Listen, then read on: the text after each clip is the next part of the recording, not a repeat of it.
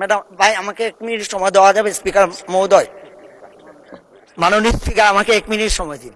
ভাই বলেছেন যখন তথ্য দিতে হবে 1 মিনিট সময় বলেন। 1 মিনিট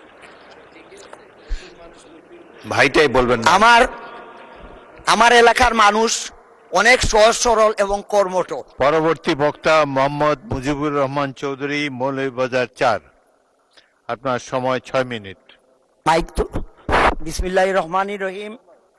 মাননীয় স্পিকার, মাননীয় প্রধানমন্ত্রী, মাননীয় মন্ত্রীবৃন্দ এবং মাননীয় সংসদ সদস্যবৃন্দ, প্রথমে আমি মহান রাব্বুল আলমিনের কাছে শুকরিয়া আদায় করছি। মাননীয় স্পিকার, আমি আপনার মাধ্যমে এই মহান জাতীয় সংসদে দাঁড়িয়ে কৃতজ্ঞতা প্রকাশ করছি আমার এলাকার জনগণের প্রতি, যারা আমাকে সিলেট বিভাগের 19টি আসনের মধ্যে সর্বোচ্চ ভোটের ব্যবধানে বিজয়ী করেছেন এবং মাননীয় প্রধানমন্ত্রী তারেক রহমান সাহেবের হাতকে শক্তিশালী করেছেন। আজকের দিনে শ্রদ্ধার সাথে স্মরণ করছি বীর মুক্তিযোদ্ধা, স্বাধীনতার ঘোষক, বহুদলীয় গণতন্ত্রের প্রবক্তা শহীদ প্রেসিডেন্ট জিয়াউর রহমানকে। আমি আরও স্মরণ করছি যার আদর্শ মননে লালন করে জাতীয়তাবাদী দলের রাজনীতিতে এসেছি, মাদার অফ ডেমোক্রেসি, গণতন্ত্রের আবুসুর নেত্রী, 3বারের সফল প্রধানমন্ত্রী বেগম খালেদা জিয়াকে। মাননীয় স্পিকার, আমার এই আসন চা বাগান, পাহাড়, হাওর আর প্রাকৃতিক সৌন্দর্যের অপার লীলাভূমি। এটি বাংলাদেশের চায়ের রাজধানী হিসেবে পরিচিত। এই অঞ্চল শুধু অর্থনীতির নয়, পরিবেশ ও পর্যটনের দিকে অত্যন্ত গুরুত্বপূর্ণ। এখানে রয়েছে 29টি।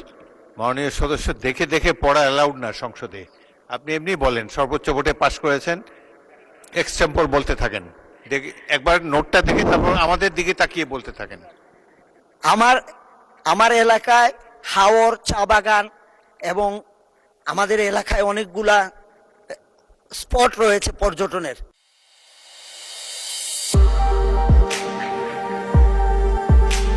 যেমন হামহাম, বাইকা বিল, মাধবপুর লেক এবং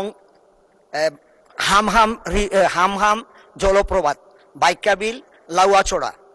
অনেকগুলা আমাদের এলাকায় 29 জাতির বসবাস। তাদের সংস্কৃতি, তাদের ভাষা সম্পূর্ণ আলাদা।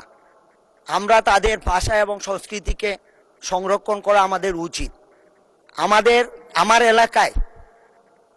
আমার এলাকায় পর্যটনের সুবিধার জন্য একটি পর্যটন ট্রেন চালু করলে খুবই ভালো হয়। এবং সিলেট এলাকায় আখাউড়া থেকে সিলেট পর্যন্ত ট্রেন লাইন অত্যন্ত পুরাতন এবং অনেক সমস্যা। আমার মনে হয় যে কোনো সময় অ্যাক্সিডেন্ট হইতে পারে। এই বিষয়ে সরকারের পদক্ষেপ নেওয়া প্রয়োজন।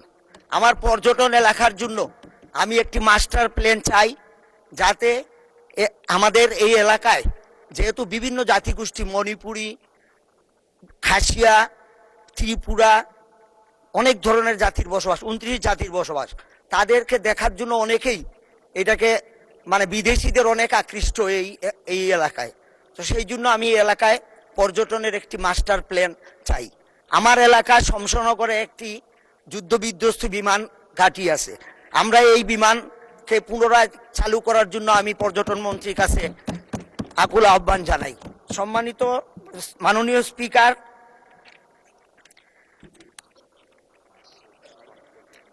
স্বাস্থ্য খাতের উন্নয়ন বিষয়টি অত্যন্ত জরুরি। পর্যটন হওয়ায় আমার শ্রীমঙ্গলে বর্তমানে 50 শয্যা বিশিষ্ট একটি হাসপাতাল আছে, এটাকে আমি 100 শয্যা বিশিষ্ট করতে চাই।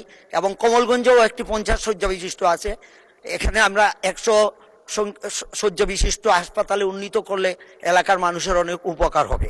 সম্মানিত মাননীয় স্পিকার, আমার এলাকায় শ্রীমঙ্গল থেকে কমলগঞ্জ শমশনগর হয়ে চাতলা বর্ডার পর্যন্ত যে রাস্তাটা, এটা ছোট একটা রাস্তা, এটাকে যদি 4 লাইন বিশিষ্ট করা যায় তাহলে এই বিদেশ থেকে, ইন্ডিয়া থেকে যে রাস্তা দিয়া অনেক বাণিজ্য সুবিধা হবে। এই জন্য আমি এই রাস্তাকে 4 লাইনে উন্নীতকরণের জন্য আশা পোষণ করছি।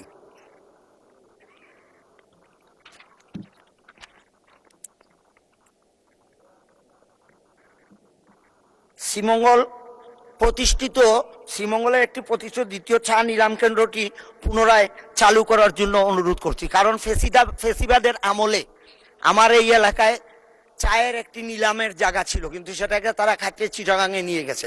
আমরা এটাকে আবার পুনরায় চালু করার জন্য জোর দাবি জানাচ্ছি। আমার এলাকায় ইদানিং পরিবেশকে নষ্ট করে যেভাবে রিসোর্ট তৈরি হয়েছে প্ল্যান ছাড়া, এবং এটা সরকারের মানে সরকার কোনো এটা থেকে রেভিনিউ পাচ্ছে না, পাহাড় কেটে বিভিন্নভাবে রিসোর্ট তৈরি করা হয়েছে। আগের যে আমার আগে যে যিনি এমপি ছিলেন উনি একটানা 37 বছর এমপি ছিলেন, যার ফলে স্বৈর শাসনের মানে স্বৈর শাসন কিভাবে হয় সেটা শ্রীমঙ্গল কমলগঞ্জের মানুষ হাড়ে হাড়ে টের পায়।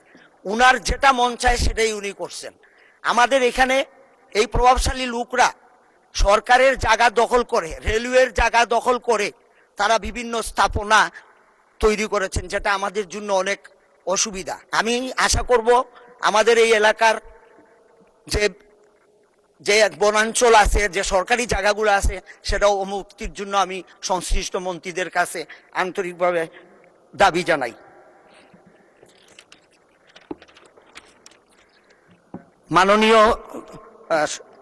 মাননীয় স্পিকার, আমার এলাকার চা শ্রমিকের জীবনমান অত্যন্ত নিম্ন। আপনি যে মজুরি তারা পায় এটা দিয়ে সংসার চলার কোনো অবস্থাই সম্ভব না। তাদের এই মজুরি এবং তাদের সামাজিক উন্নয়ন কাঠামো আমি আপনাদের মাধ্যমে সংশ্লিষ্ট মন্ত্রী মহোদয়কে জানাইতে চাই, তাদের ব্যাপারে একটু দেখা দরকার। এইবার তারা আমাদের জনাব তারেক রহমান সাহেব যখন মৌলভীবাজার গিয়েছিলেন, ম্যাডাম ভাই আমাকে 1 মিনিট সময় দেওয়া যাবে? স্পিকার মহোদয়, মাননীয় স্পিকার আমাকে 1 মিনিট সময় দিন। ভাই বলেছেন যখন তথ্য দিতে হবে 1 মিনিট সময়, বলেন 1 মিনিট।